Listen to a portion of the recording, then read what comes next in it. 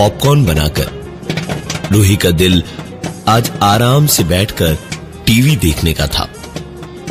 बहुत दिनों से सिर्फ और सिर्फ काम ही काम किए जा रही थी और आज इसलिए खुद को आराम देना चाहती थी पूरी तरह से। लिहाजा आराम से बैठकर टीवी देखने लगी रूही। और अभी बस टीवी देखना शुरू ही किया था जब अचानक ही एक आवाज ने उसका ध्यान अपनी ओर खींचा।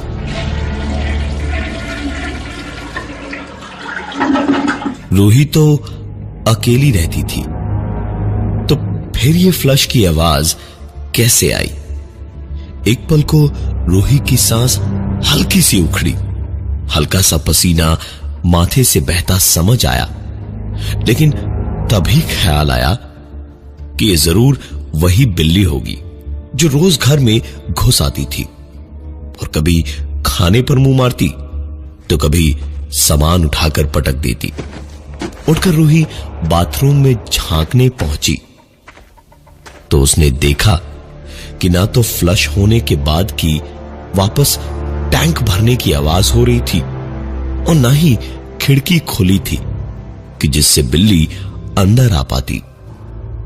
रूही की घबराहट अब और ज्यादा बढ़ गई। फ्लश की आवाज सच में ही सुनी थी या वहम हुआ था कोई? ये देखने को रूही ने फ्लश चलाया तो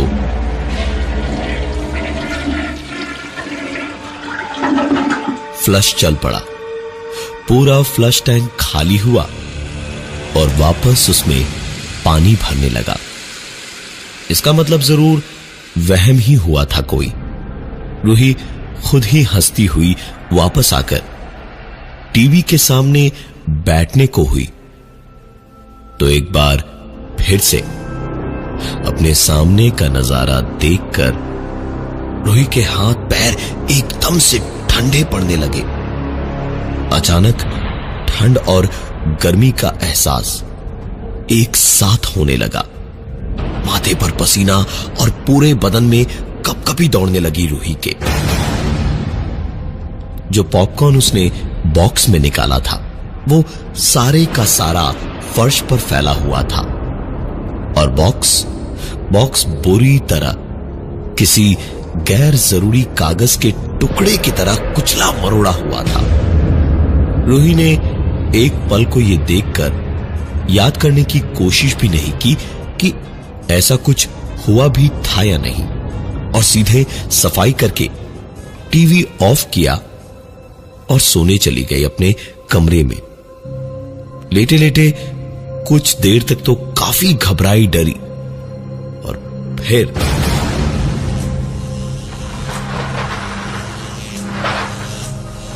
एक दूसरी आवाज ने उसकी आती हुई नींद को उड़ा दिया। रूही पलंग से उठी और आवाज के पीछे पीछे अंदर के कमरे से बाहर आई और सामने नाइट लैंप की हल्की रोशनी में देखा उसका पुराने जमाने का फ्रिज कैसे तेज तेज हिल रहा था, जैसे कोई इंसान डर के मारे कांप रहा हो। रूही समझ गई कि ये तो हाई वोल्टेज से हो रहा था। उसने हाथ लगाकर फ्रिज को रोकने की नाकाम कोशिश की और जब कोई फायदा नहीं हुआ तो सीधे प्लग से वायर ही निकाल दिया और वायर निकालते ही फ्रिज रूही के पैरों पर आकर ऐसे गिरा कि जरा सी दूरी और तय कर लेता वो फ्रिज तो रूही के पैरों में बहुत गहरी चोटें उसे लगती। सारी की सारी रात आंखों आंखों में जागते हुए रूही ने काट दी और सवेरे जल्दी जल्दी नहाकर घर लॉक करके सीधे ऑफिस की ओर भागी। ऑफिस में इतने लोग चारों ओर थे कि घबराने की कोई बात ही नहीं थी, लेकिन रह रह के जब भी रात की बातें याद आती तो अनचाहे ही दिल से एक मुराद मांगती कि सब कुछ ठीक रहे और अब दोबारा ऐसा कुछ ना हो। ऐसी ही सोच में दिन कट रहा था जब करीबन 1 बजे थे। रूही का एक पार्सल आया। एक ड्रेस ऑर्डर की थी उसने हफ्ते भर पहले, वही डिलीवर करने आया था कुरियर वाला। रूही बाहर गई और पार्सल रिसीव करके अंदर आई। एक के बाद एक पार्सल की पैकिंग खोली। 3-4 परत खोलने के बाद ड्रेस का बॉक्स निकाला। मन ही मन रूही जैसी एक सीधी साधी लड़की अपनी इस छोटी सी खुशी में पिछली रात का तूफान भूल चुकी थी। ड्रेस का बॉक्स खोलकर रूही ने ड्रेस निकालकर दोनों हाथों में उठाकर देखा तो उसे लगा जैसे बदन में कोई जगह ऐसी नहीं थी जहां कोई बिजली का तार न लगा हो और जहां से रूही को झटका न लग रहा हो। पसीने की एक लकीर माथे से उतरती हुई सीधे गर्दन तक आ चुकी थी, क्योंकि ये रूही की वो ड्रेस थी ही नहीं जो उसने ऑर्डर की थी। ये तो किसी की शर्ट थी जो पूरे ताजे खून में भीगी थी और ऐसे भीगी थी कि खून बूंद बूंद करके टपक रहा था शर्ट से। रूही 2 पल उसी हालात में शर्ट देखती रही और फिर बर्दाश्त के बाहर होते ही एक जोरदार घबराहट भरी चीख उसके पूरे ऑफिस को सहमा गई और रूही वहीं बेहोश होकर गिर पड़ी। ऑफिस के लोगों ने किसी तरह रूही को बेहोशी से पानी के छींटे मार मार कर जगाया तो रूही की आंख खुली और उठते ही उसे 2-3 लोग एक साथ सवाल करने लगी कि आखिर हुआ क्या था। अभी तो वो अच्छी भली थी, अब कैसे बेहोश हो गई और ऐसी भयानक चीख क्यों। तो ये सब सुनकर रूही खुद पर यकीन करना मुश्किल हो रहा था। रूही ने टाइम बर्बाद नहीं किया और तुरंत हाफ डे लिया और घर के लिए निकल पड़ी। हालात ऐसे थे कि लिफ्ट में चढ़ने से भी डर लग रहा था रूही को। वो सीढ़ियों से ही नीचे उतरने लगी और जब 3रे माले पर पहुंची तो देखा कि सीढ़ियों की खिड़की पर बाहर से एक आदमी पुताई का काम कर रहा था और जैसे ही उसने रूही को देखा तो सारा काम छोड़कर पेंट का पूरा डब्बा बाहर से रूही पर उछाल दिया। रूही बचने के चक्कर में वहां से हटने गई तो लड़खड़ाकर सीढ़ियों से गिरी और लुढ़कती हुई नीचे गिरकर बेहोश हुई। आंख खोली तो रूही घर पर थी और दाएं हाथ में एक टेम्पररी प्लास्टर था। रूही बहुत घबराई हुई थी। 1-2 ऑफिस के दोस्त जिन्होंने उसे घर तक पहुंचाया था वो रूही के होश में आते ही वहां से चले गए। रूही ने भी खुद को संभाला और आराम करना ही बेहतर समझा। लेटे लेटे पता नहीं कब रूही की आंख लग गई और आंख लगते ही रूही की नींद एक आवाज के साथ टूटी। रूही ने आवाज पर ध्यान दिया और अपने हाथ के प्लास्टर पर एक दबाव सा महसूस किया। आवाज के बंद होते ही रूही की नजर गई अपने हाथ के प्लास्टर पे तो उसकी आंखों में खौफ नाचने लगा। रूही के हाथ के प्लास्टर पर खुरच खुरच कर लिखा हुआ था, don't get well soon. Ruhi की तो सांस ही फूल गई। उसने तुरंत जया को फोन किया घर बुलाने के लिए और उसे पूरी बात बताई। जया भी परेशान होकर तुरंत ही घर से निकलकर भागी रूही के घर के लिए। रूही ने किसी तरह इंतजार का आधा घंटा बिताया और तब कहीं जाकर डोरबेल बजी। राहत भरी एक सांस लेकर रूही दरवाजे तक गई और आई होल से झांका तो बाहर देखा कि जया परेशान, घबराई हुई खड़ी थी। दोस्त फिक्र करे तो किसे अच्छा नहीं लगेगा। रूही ने भी दरवाजा खोला और जया को गले लगाकर रोने ही वाली थी,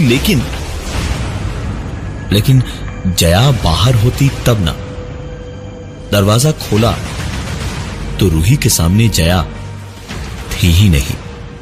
रूही तुरंत एक दो कदम आगे बढ़ी और निकलकर नीचे जाती हुई सीढ़ियां और छत की सीढ़ियां दोनों देखी, लेकिन जया उसे कहीं दिखाई नहीं दी। रूही ने घबराए हुए दिल से दरवाजा बंद किया और पलटी तो उसकी आंखों के सामने दीवार पर लिखा हुआ था, मुझे अंदर आने देने का शुक्रिया। रूही ने जैसे ही ये लाइन लिखी देखी दीवार पर, तो तुरंत ही वहां से निकल जाना सही था। उसने दरवाजा खोला और बाहर निकलते ही जया से टकरा गई और जया एकदम से चिल्लाई, अरे क्या हो गया, पागल हो गई है क्या? कब से बेल बजा रही हूँ, कहाँ थी? जया को उसके इस सवाल के जवाब में रूही ने पूरी की पूरी बात बताई तो जया ने अपनी बड़ी बड़ी हैरान आंखों से एक नजर घर के अंदर दौड़ाई और रूही से कहा कि जितनी जल्दी हो सके थोड़ा कुछ जरूरी सामान पैक करके वहां से तुरंत निकल ले जया के साथ। रूही ने भी देखा कि जख्मी हालत, ऐसी अजीब परेशानी, करे भी तो क्या, जरूरी कुछ सामान उठाया और एक बैग में डाला और जैसे ही पलटी वहां से जया के साथ निकलने को तो उसके फोन पर एक मैसेज आया। बैग जया के पास था तो रूही ने मैसेज चेक किया तो उसमें लिखा था, मत जाओ ना, मुझे यहां अकेला छोड़कर। रूही वहीं की वहीं ठिठक कर रुक गई कि कहीं अगर घर के बाहर कदम रखा तो फिर से कुछ ना हो जाए। जया ने पीछे पलट कर देखा तो रूही वहीं खड़ी दिखाई दी। जया वापस आई और पूछा कि क्यों रुक गई वो। रूही ने आंखों में डर और आंसू लिए हुए वो मैसेज दिखाया तो जया उससे बस इतना ही बोली, रूही, रूही भाग यहां से, रूही भाग, जिंदा रहते हुए नहीं समझ पाया तो मर के क्या खाक समझेगा ये, चल भाग यहां से रूही। और इतना कह के जया ने रूही का हाथ पकड़ा और सीधे घर के बाहर जाकर रुकी। दोनों ने वापस पलट कर देखा तो घर का दरवाजा जो अपने आप बंद हो जाना चाहिए था वो बंद ना होकर लहराए जा रहा था, जैसे वो घर रूही को वापस बुला रहा हो। रूही और जया को अभी भी वो दिन याद था, कभी नहीं भूल सकते थे वो दिन। अनिल बहुत दिनों से रूही के पीछे पड़ा हुआ था, शादी और प्यार की बातें लेकर, और रूही कोई जवाब नहीं दे रही थी। कई बार मना किया था उसे, लेकिन वो मानने को तैयार ही नहीं था और इसलिए रूही ने उससे बातें करना बंद कर दिया था। रूही को हमेशा जया का ही साथ मिल जाता था। दोनों कॉलेज के वक्त से एक साथ थे। दुनिया की सोच कैसी भी हो, दोनों को कभी इस बात का फर्क नहीं पड़ा। रूही और जया को एक दूसरे से प्यार था। सोच रखा था कि दुनिया तो समझेगी नहीं, खुद ही दोनों कुछ ना कुछ कर लेंगे अपनी जिंदगी का। लेकिन उस दिन अनिल सुबह से बार बार पागलों की तरह फोन कर रहा था और सबको बता देगा उन दोनों के बारे में, ऐसी धमकियां दे रहा था। रूही थोड़ा घबरा गई थी।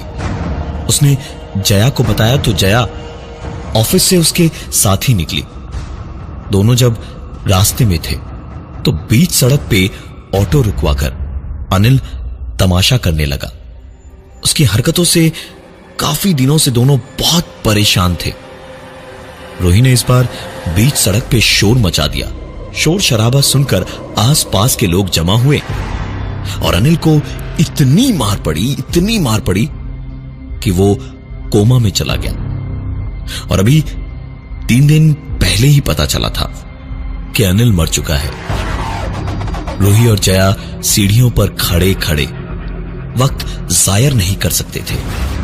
दोनों वहां से भागे और बिल्डिंग से नीचे उतरकर दोनों भाग ही रहे थे जब मेन रोड पर पहुंचते ही जया तो आगे आगे बैग लिए भाग रही थी और रूही एक हाथ में प्लास्टर बांधे किसी तरह पीछे पीछे आते आते लड़खड़ा कर गिर पड़ी और चिल्लाती हुई जया को रुकने का इशारा करने लगी।